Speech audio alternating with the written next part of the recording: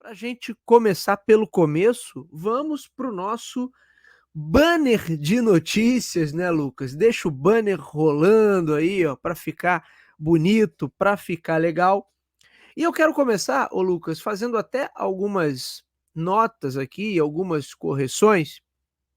Na semana passada, na semana retrasada, aliás, nós falamos sobre a Lecar e eu falei que era um carro sedã, SUV e cupê, e eu fiquei naquela brincadeira, né, Lucas? Pô, não, como é que pode o carro ter 3 estilos ao mesmo tempo? Mas depois eu queimei a língua, porque pode até não ter 3, mas pode ter 2, que tem realmente SUVs que são classificadas como SUVs cupês, Lucas. Então eu estou aqui fazendo a minha correção, já que os críticos aí, os nossos espectadores mais fervorosos apontaram ali, como assim, Bruno? SUV e cupê, e não pode ser a mesma coisa? E pode sim. Então, como eu deixei até bem claro naquele episódio, Lucas, que eu não entendia tanto assim de carro, portanto, não queria assumir qualquer responsabilidade por algum comentário mal colocado que eu tivesse feito naquele programa. Mas tá aí, tem SUV Coupé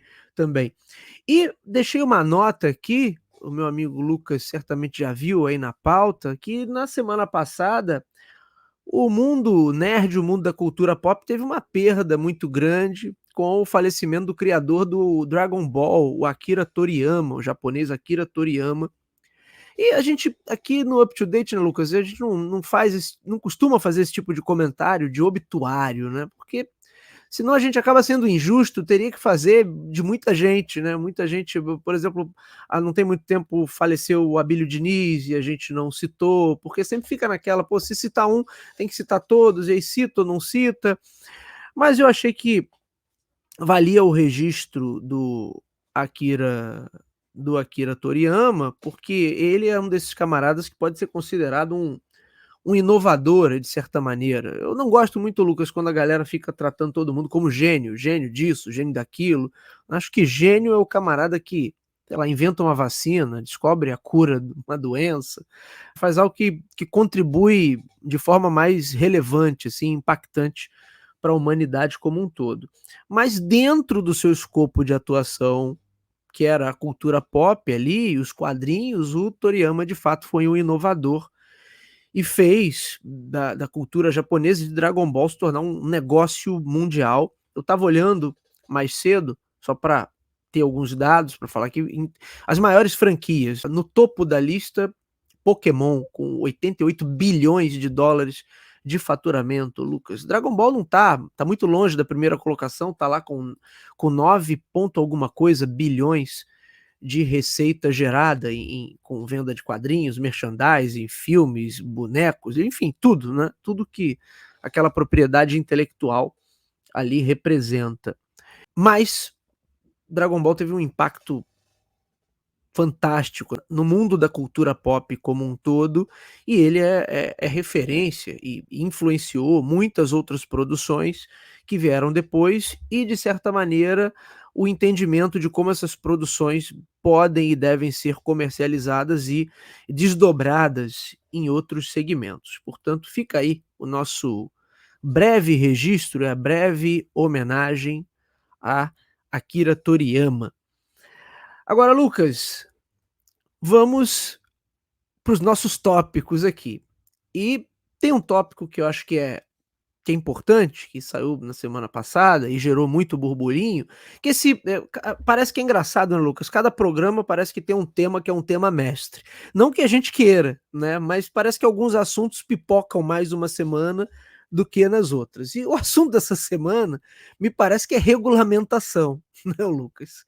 Porque tá todo mundo querendo regulamentar todo mundo, e tem algumas coisas interessantes, outras nem tanto, mas eu acho que um ponto para a gente começar é esse aqui, ó. Novo projeto de lei quer regulamentar trabalhadores de aplicativos. Portanto, existe uma proposta que cria um meio termo, me parece, ô Lucas, entre o camarada ser totalmente autônomo e o camarada ser um CLT, ter a carteira de trabalho assinada. Isso gerou uma série de comentários. É claro que vira uma questão política, né, Lucas? Não tem como ser diferente, virou uma questão política, e o problema quando as coisas viram uma questão política é que foge-se do problema principal, né, que é, de fato, você tentar criar algum tipo de suporte ali para que os trabalhadores que estão atuando junto a essas plataformas tenham algum nível de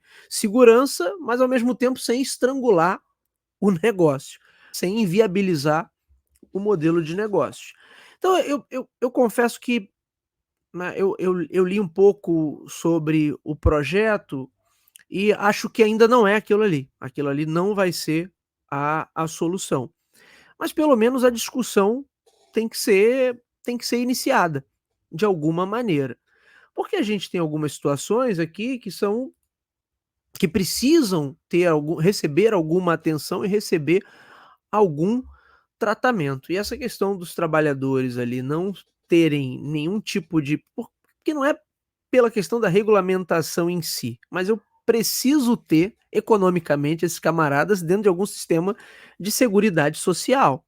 E se esse cara tá ali trabalhando e se ele quebra uma perna, acontece alguma coisa, ele tá, na verdade, como uma massa que eu peguei uma matéria da CNN aqui que fala de uma pesquisa do IBGE, que são, deixa eu ver aqui, 39 milhões de brasileiros trabalhando na informalidade, isso números de 2023, ô Lucas, 39,1 milhões de brasileiros trabalhando na informalidade.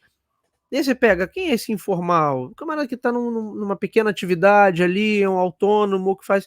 E aí, óbvio, agora entram esses trabalhadores de aplicativos, você tem motoristas de Uber e tem entregadores que eu acho, inclusive, que deveriam ser tratados por uma perspectiva diferente, né, Lucas? Pegar todos eles e botar na mesma sacola também é um erro. Mas fato é que isso vira depois um problema para frente, porque esse cara que não tem nenhum nível de seguridade social, ele em algum momento ele fica velho, ele não consegue mais trabalhar, ou ele perde a saúde, ou ele se, né, ausenta, se machuca, enfim.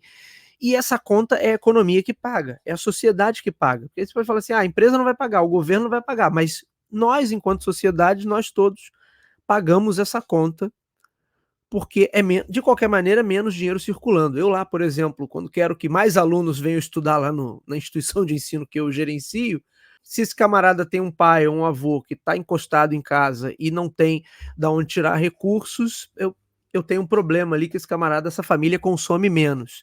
E de repente alguém que deixa estou dando o exemplo do curso que me veio aqui à cabeça agora, mas poderia ser N outros exemplos em relação ao consumo. Então, é preciso ter algum nível de seguridade social. E essa é uma discussão que não é só aqui, a chamada gig economy, né, o Lucas, é uma discussão lá fora, também nos Estados Unidos, na Europa. É claro que, resguardadas as devidas proporções, eu certamente não dá para comparar um camarada que trabalha dirigindo para aplicativo lá na Europa, em Londres, e um outro que trabalha aqui no Rio de Janeiro, né? É desproporcional essa comparação. Mas ainda assim o problema da gig economy, quer dizer, essa chamada economia de bicos, é uma realidade em todo mundo. Então é preciso pensar em alguma coisa. Se você me perguntar assim: "Bruno, você gosta de pagar imposto? Gosta de regulamentação?", vou falar: "Não, não gosto.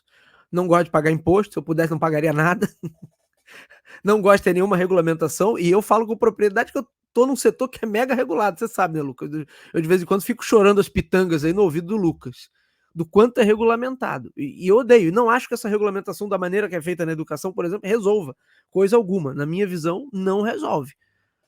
Agora, daí eu dizer que, não, não, o mundo ideal é sem nenhuma regulamentação, aí seria hipocrisia, né, Lucas? Seria ingenuidade ou então desonestidade intelectual, que eu acho que é um pouco do que a gente vive hoje, que a galera tá politizando tanto todos os assuntos, que aí o camarada, mesmo entendendo que aquilo ali não vai funcionar, ou que vai funcionar, ele fala contra só porque ele tem que ir com a torcida dele.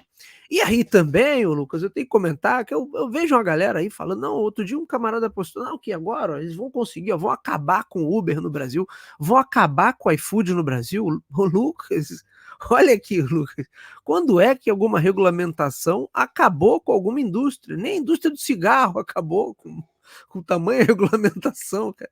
Então o pessoal exagera na dose, e eu vejo uma porção de liberal, uma liberal assim, liberal é aquilo, né, como dizia o filósofo, só existe 2 tipos de dinheiro, Lucas, o meu e o dos outros.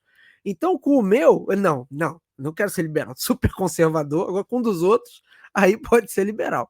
Eu vejo a galera aí falando, mas eu nunca vi, Lucas, um desses liberais aí que eu conheço, na hora que é mandado embora, ele abrir mão da multa ali, da multa rescisória. Não, eu não quero a multa não, eu sou pró-mercado, então não faço questão da multa, eu que me vire e a empresa segue seu rumo. Eu nunca vi. Então, o cara que tem CLT, tá trabalhando ali, recebendo 13º, 14º, se eu duvidar ainda tem a bonificação, a empresa paga o plano de saúde.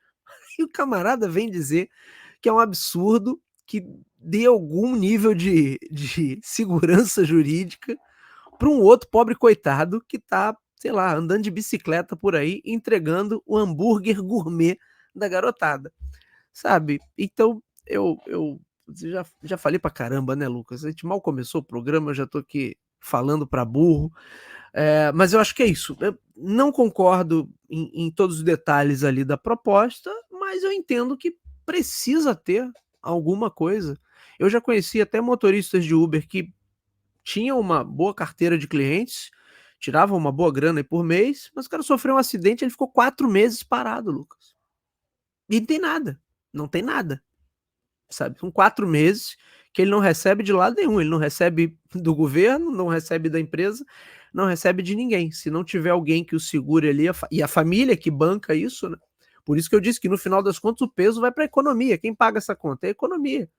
Uma economia menos dinâmica que fica ali arrastada, porque a gente não tem um mínimo projeto ali de seguridade social. Não é só para deixar claro, não gosto de regulamentação, não gosto, né? Prefiro que não tivesse, pelo menos no meu setor. Agora, o setor dos outros pode regular, não ainda é brincadeira. Mas assim, ó, entende que é às vezes uma discussão sem fim, mas que determinadas coisas são um pouco inevitáveis. Agora, se a gente negar a discussão, a gente não chega no melhor formato, né? Que aquilo ali poderia funcionar. E precisa ter algum formato, no meu entender. Lucas, esse programa hoje vai acabar sendo regulado pelo público e pelas redes sociais. Lucas, tô falando para burro. Fala você aí, Lucas. Eu acredito que, de alguma forma, a regulamentação tem que olhar para os dois lados, sempre. Não pesar muito mais para um lado nem para o outro. Pesar para um lado da empresa, do tipo, olha, a gente precisa de um fluxo aqui funcionando para continuar entregando valor para o nosso cliente ali, entregando os valores internos aqui para a gente e também o valor ali, de repente entregar um valor maior ali para o e valor, quando eu quero dizer, eu não quero dizer de preço de dinheiro, mas de valor percebido mesmo ali, um valor ali para o fornecedor. Então, se em algum momento a gente, entender, e isso pode ser feito de várias formas, com diversos formatos, empresa, fornecedor, com alguns benefícios. Benefício, por exemplo, de pagar algum tipo de pagamento automático do INSS, por exemplo, para quem está em algum. Para quem é, por exemplo, entregador de bicicleta, entregador de moto, e ali faz ali